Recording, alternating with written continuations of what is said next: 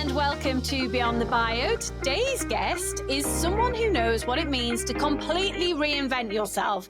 Jess Wesson was once well known in the circus and performing world, but now she's building and scaling businesses in a completely different arena as a franchise consultant and founder. Jess helps business owners grow through franchising and licensing. She focuses on the foundations that allow a business to scale without losing control, clarity, or values.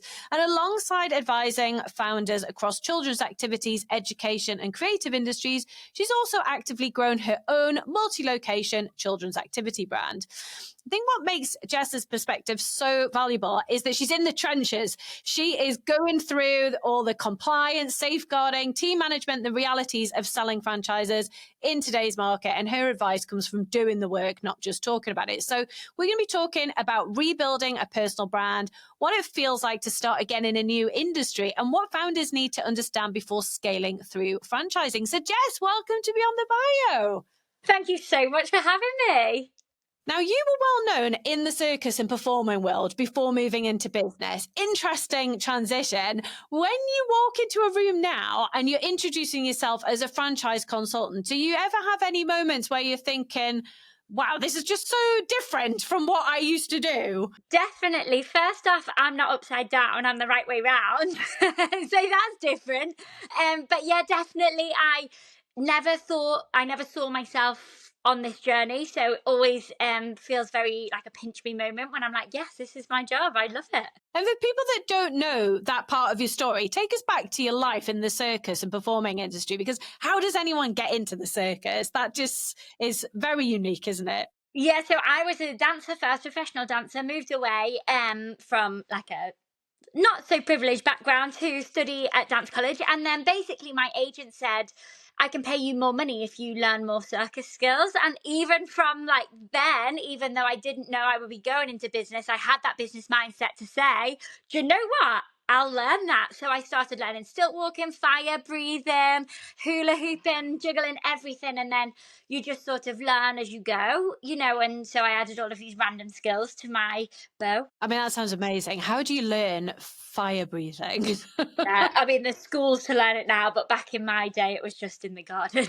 But do you have things where it goes wrong and you burn your face off? I mean, it just sounds really dangerous. Yeah, we learn all the safety elements and hope it never has, touch wood, so it's all good. Phew. So when you're known for something for years, like you are and have been, and now moving into a new field, it can feel like you're starting from scratch. How have you found the transition? To be honest, I have found it difficult. I really did lose quite a bit of confidence because I was always in a room where people knew who I was and I never had to really introduce myself, and it sort of was a little bit like, I know what I'm doing, but I think working through it and now having done it for quite some time, I'm leaning into that my background, and I'm like, no, you know what, it does make sense that I've gone on to franchise and lean into my background and use that confidence from that in the new space, in the new world. Have you found that any of the skills that you developed in that performing world have unexpectedly helped you now that you're in your new phase? Most definitely resilience. As a dancer, you were knocked back from auditions consistently, and it's the same with us. You're knocked back from pitching to people to do podcasts and speak on stages, etc. You're knocked back. It's exactly the same as an audition. So the resilience and the can do, like, I will carry on, and the mindset of carrying on even if you have a knockback, that's definitely carried through with me. Yeah, I can totally imagine that. I mean, I've not got any experience in circuses or performing arts, but my daughter did dancing for quite a few years when she was younger, and she definitely learned that resilience around getting knocked back for auditions and things. And it was quite, as mum, it was quite hard to watch sometimes, but yeah, I can hard relate to that one. What would you say has been the biggest challenge in essentially rebuilding your personal brand in a new industry? Honestly, I think it's been finding where I fit. So like I came into it very like, well, I'm a franchise consultant. I have to be very corporate and I have to really prove that I know what I'm talking about. When the reality is, I have a circus school franchise, and that's very silly and very joyful, but underneath, it is full of compliance. You can't dangle children from 6 meters in the air from one toe if you haven't done all of the compliance. So I think I was very much like, hide that background because people will see you're silly. Whereas actually working through it, I'm now at a point where I'm like, well, actually, a circus school franchise is probably the hardest franchise you can do with regards to compliance and safeguarding. So I'm really proud of what I've built there and use that in my franchise consultancy. You know, if you want to franchise a children's activity, I'm going to know how to help you do that, right? And I think as well, sometimes when it's, you know, a business that on the face of it appears less corporate, that business wouldn't have been successful if you didn't have all the stuff at the back end. You can't just be a great performer and, you know, the life and soul of everything and not have any business acumen behind it. Otherwise, it wouldn't have worked. No, exactly. And, you know, it was I had to learn it fast and I had a lot of help, but I set up my business for 2 years and then lockdown came. So that's when I caught up on all of my business sort of side of it, because it was originally just meant to be a side hustle alongside my performing career. And then obviously the pandemic. But so it was always a side hustle. I had everything in place that I needed in place because my union helped me. It's called Equity, it's Performers Union. They helped me get everything in place. But then when it came to lockdown, that's when I really fast forwarded my business knowledge learning for sure. I bet.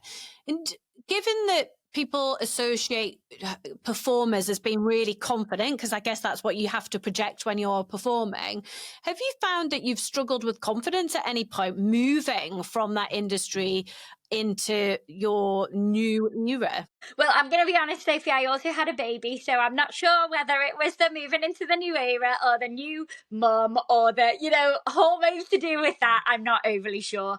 But definitely, I think if you were to see me on a stage as a performer, I'd be very, very like oozing confidence. I was always known to like be the one who owns the stage and leave my heart on the floor and give my audience everything I had, right? That was my persona as a performer. Whereas in business rooms, I'm sure at the retreat and at other places that we've met, you wouldn't have necessarily seen that of me straight off.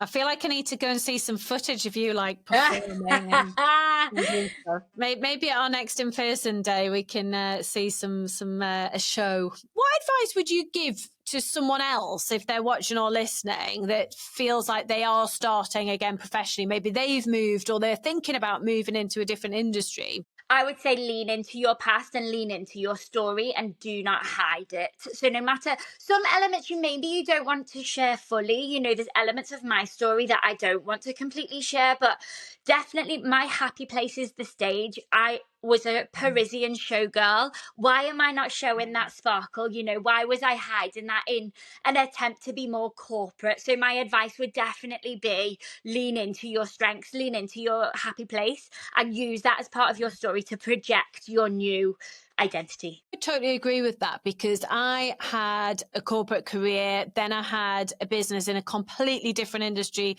to what I do now.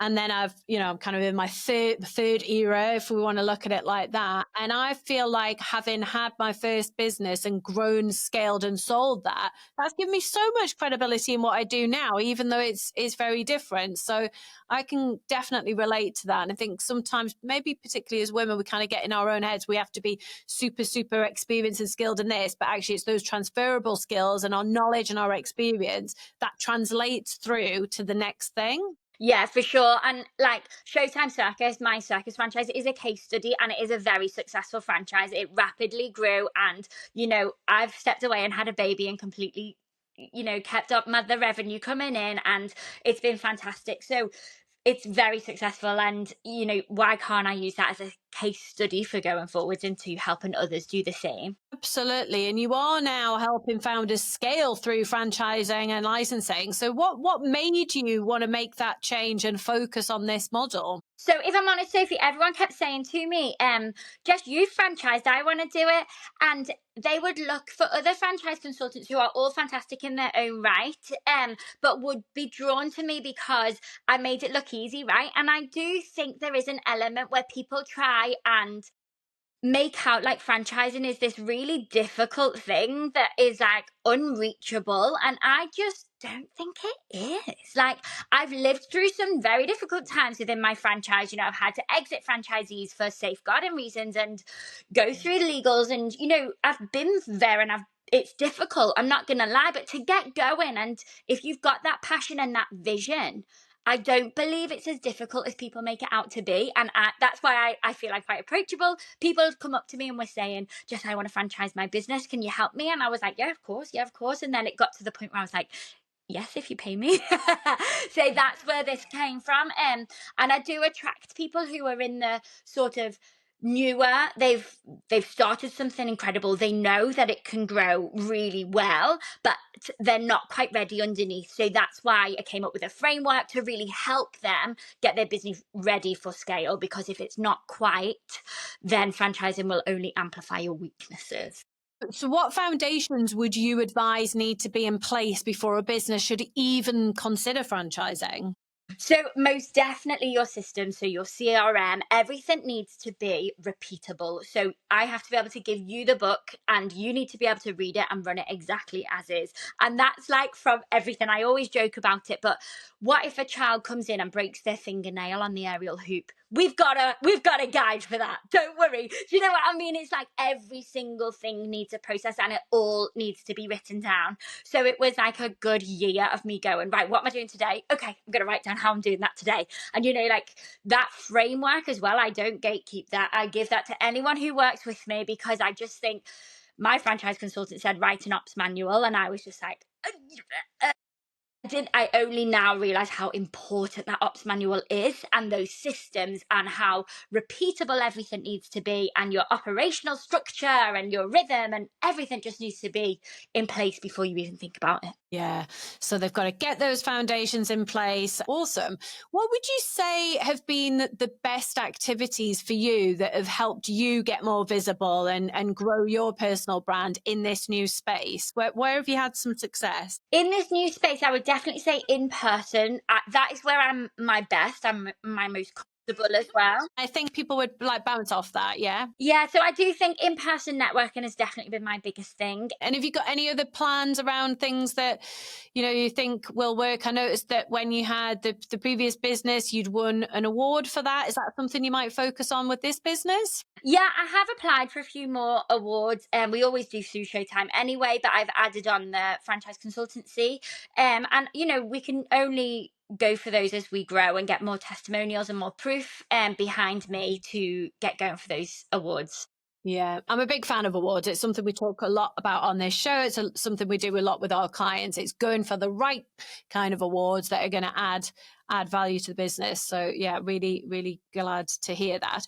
If someone who's watching or listening right now feels that they're in the middle of this reinventing themselves professionally, what would you want them to know to kind of keep going if they're in that kind of messy middle bit? In the messy middle bit, I would say get your operational structure right.